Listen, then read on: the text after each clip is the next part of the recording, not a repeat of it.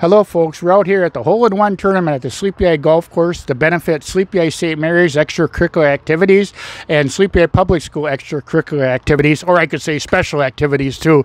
So, Corey, one question. I know last year was a crazy year with the pandemic. How is everything going with the extracurriculars this year so far? Much better so far. It's obviously, I was telling people last night was the first time I heard actual in-person pep band for a couple of years, so that was interesting at our football game. But so far so good. I think we're going to go through some ups and downs yet this fall and probably into the winter. There's a lot of unknown, but it's nice to see the crowds at the games right now. And we had a volleyball game versus Springfield last week. I thought both students sections had a lot of fun. It was a lot of fun being around that atmosphere and seeing people cheer and on their fans and their teams. So far so good. Hopefully it stays that way and we can enjoy our fall seasons and into winter. Okay, now Bruce Wright is here from Sleepy Eye St. Mary's, the athletic director, and I know that I asked you this earlier too, Corey. Football in the concession stands last year, to miss that was like a budget buster in a way. Yeah, I think it's obviously like Corey indicated. Currently we have everything kind of what we'd call normal as we can be, and concessions back and crowd unlimited right now. So it's just been kind of fun to get the year off up and running that way. But just to have some of that extra great gate revenue and the concession revenue is going to be a big plus for our schools. And that was one of the reasons we did this tournament last year, was to raise money for both departments, whether it's special activity or extracurricular activities, because there was so much expense to what was going on. And maybe, Corey, and I know you know this too, Bruce, I'll ask Corey first. You've got a 5th and 6th grade Sleepy Eye United football team, which is new this year. And you got equipment and jerseys. But what did you run into as far as the equipment went, Corey? Yeah, I think Bruce would say this is for kind of everything right now. There's the supply and demand it's tough, whether it's just getting T-shirts for your team or uniforms or equipment. There's quite a backlog right now, and it doesn't matter what sporting goods company you're dealing with. It seems like it's all of them. So that's kind of a unique thing right now.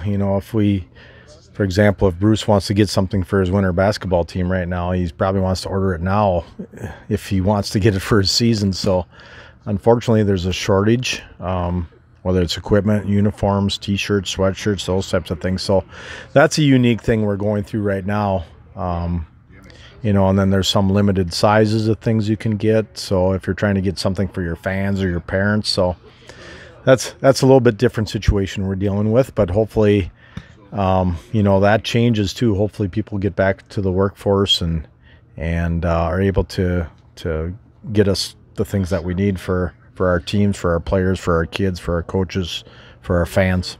Sounds good. Now, Bruce, the cost of this, like I could ask Corey this too, the cost of any of your equipment or needs you need has not gone down, I'm sure.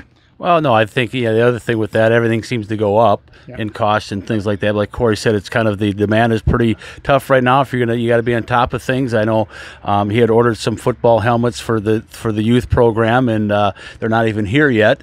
But we were able to still cover that with some of the extra helmets that we had between the two schools, so all the kids are geared up. But just and I think he had ordered those a long time ago. It just shows how things are backlogged and different things like that as well too. But and that's everywhere. I mean, like he said too, if you want to get something for your winter seasons or even your spring seasons, it's time to start thinking about that stuff now. So normally we don't have to do that as ADs too far in advance, but now you have to really put that on your radar to be thinking about the things that you're going to need for the upcoming seasons. Now, I know that you have this youth program going now, and I know you were surprised at how many kids. I think there's a 3rd and 4th grade and then 5th and 6th. And you have coaches too. And if I mention a few, I'll forget some. But how many kids signed up for this? Currently, we have just over 30 in our 5th and 6th grade tackle program, and that's been going really well. And they actually plan, we're going to have a scrimmage coming up the first week in October. We're going to play Tracy, so that'll be a cool experience for our kids, and that will be at one of the schools here in Sleepy Eye. And then we have probably, I think it's over 40-some kids involved in our 3rd and 4th grade flag football program. So, so far so good. We're using a Sleepy Eye, it's kind of our soccer facility, which is behind the main baseball park at Eagles Park, and there's a lot of room back there, a lot of kids.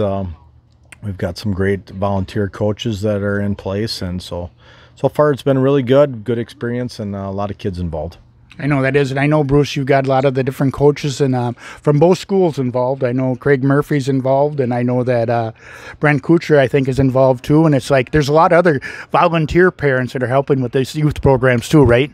Yeah, you have to have that. Anytime you do that, even in the programs sometimes we run at St. Mary's or Sleepy Public, you need those people to step up to help out and volunteer. And we're just really fortunate, kind of kicking off our football co-op with the 3rd and 4th, 5th and 6th grade, and have a lot of people step up to help out to make it be a success. That's really an exciting moment for these kids and everything, and that's why we're putting this whole tournament on, folks. It's running all day. We have chance to qualify to go down to number 5 and win $100,000 on your first shot, and we have a putting for dough contest going too. Anybody can putt. Come on out if you'd like to. The putting's open, the golf course, the restaurant's open, the weather's beautiful. Sit out in the sun and watch some great golfers. It's really an enjoyable day, and we are making a big effort to help out our school and our young athletes and special activities at both schools. So thank you, Bruce, for your crew. Corey, thank you very much, and we'll visit again soon. Thank you.